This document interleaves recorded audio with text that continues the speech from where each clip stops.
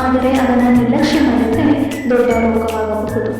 ನಿಮಗೆ ಅಥವಾ ನಿಮ್ಮ ಮನೆಯವರಿಗೆ ಕೆಮ್ಮು ಇದೆಯಾ? ಹಾಗಾದರೆ ಕೆಮ್ಮು ಏನಕ್ಕೆ ಬರುತ್ತೆ?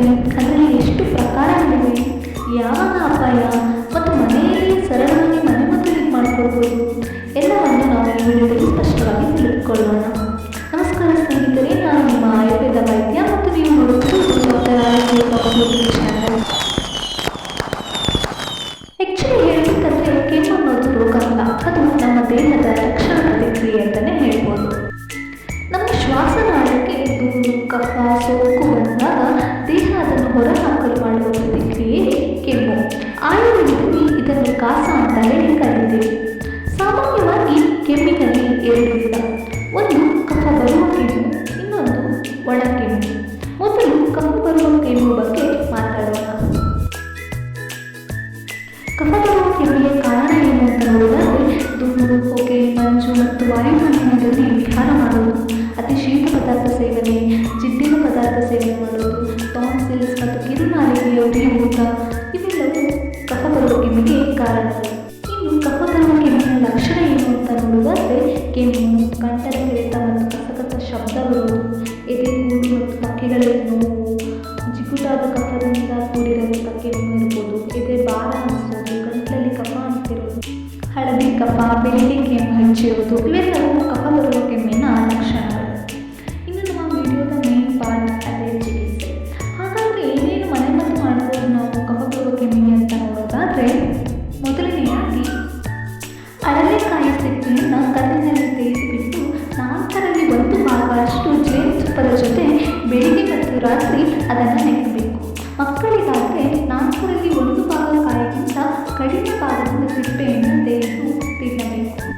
ಇನ್ನು ಎರಡನೆಯ ಮನೆಮದ್ದು ಏನು ಅಂತ ನೋಡೋದಾದರೆ ಹಸಿ ಈರುಳ್ಳಿಯ 1 ಚಮಚ ರಸಕ್ಕೆ 1 ಚಮಚ ಬೆಲ್ಲ ಸೇರಿಸಿ ಸೇವಿಸಬೇಕು. ಮೂರನೆಯ ಮನೆಮದ್ದು 4 ಲವಂಗಗಳನ್ನು ಹುರಿದು 1 ಚೂರು ಬೆಲ್ಲದೊಂದಿಗೆ ತಿನ್ನಬೇಕು. ಇನ್ನು 4ನೇ ಮನೆಮದ್ದು ಏನು ಅಂತ ನೋಡೋದಾದರೆ ತುಳಸಿ ರಸ 5 ml ಅಥವಾ ಆಡುಸೋಗೆಯ ರಸ ಅಂತ, ಅಂದರೆ ಸೀಮೆ ತುಳಸಿ, ಕಾಳು ತುಳಸಿ ಅಂತ ಕೂಡ ಅದನ್ನು ಕರೀತಾರೆ. ಅದು 5 ml ತೆಗೆದು ಜೇನುತುಪ್ಪದ ಜೊತೆ ಸೇರಿಸಿಬಿಟ್ಟು ಸೇವಿಸಬೇಕು. ಇನ್ನು 5ನೇ ಮನೆಮದ್ದು ಏನು ಅಂದರೆ ಕಫ ಬರುವ ಕೆಮ್ಮಿಗೆ 15ರಿಂದ 20 ಕಾಳುಮೆಣಸನ್ನು 1 ಲೋಟ ನೀರಿನಲ್ಲಿ ಸ್ವಲ್ಪ ಬೆಲ್ಲದೊಂದಿಗೆ ಸೇರಿಸಿ ಅದು ಅರ್ಧದಷ್ಟು ಆಗುವವರೆಗೂ ಕುದಿಸ್ಬಿಟ್ಟು ಕಷಾಯ ಮಾಡಿ 2 ಚಮಚದಷ್ಟು ದಿನಕ್ಕೆ 2 ಬಾರಿ ಕುಡಿಯಬೇಕು.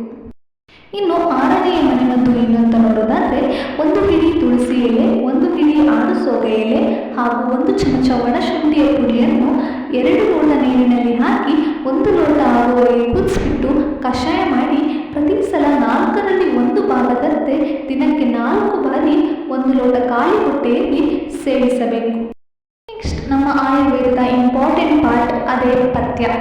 ಪಥ್ಯ ಅಂದರೆ ನಾವೇನೆಲ್ಲ ಸೇವಿಸಬೇಕು ಅನ್ನೋದಾದರೆ ಅಕ್ಕಿ, ಗೋಧಿ, ಹೆಸರುಕಾಳು, ಹುರುಳಿಕಾಳು, ಬದನೆ, ಬೆಳ್ಳುಳ್ಳಿ, ಒಣದ್ರಾಕ್ಷಿ, ನೆಲ್ಲಿಕಾಯಿ, ಬಿಸಿನೀರು, ಪಡವಲಕಾಯಿ, ಶುಂಠಿ ಮತ್ತು ಹಾಲು, ಶುಂಠಿ ಮಜ್ಜಿಗೆ, ಉಪ್ಪು, ಮೆಣಸು, ಜೀರಿಗೆ, ಕೊತ್ತಂಬರಿ ಬೀಜ, ಅರಿಶಿನ, ಬಿಸಿಯಾದ ಆಹಾರ ಇವೆಲ್ಲ ಸೇವಿಸುವುದು ಒಳ್ಳೆಯದು. ಇನ್ನು ಏನೆಲ್ಲ ಸೇವಿಸಬಾರ್ದು ಅಂತ ನೋಡೋದಾದರೆ ಸಾಸಿವೆ, ಬಸಳೆ ಸೊಪ್ಪು, ಹುಳಿ ಹಣ್ಣುಗಳು, ಬಾಳೆಹಣ್ಣು, ಕಲ್ಲಂಗಡಿ ಹಣ್ಣು, ಸೀತಾಫಲ ಹಣ್ಣು, ಹುಳಿ ಮೊಸರು, ಮಜ್ಜಿಗೆ, ತಂಪು ಪಾನಿ, ಹಾಲು, ಎಣ್ಣೆ ಕರಿದ ಪದಾರ್ಥಗಳು.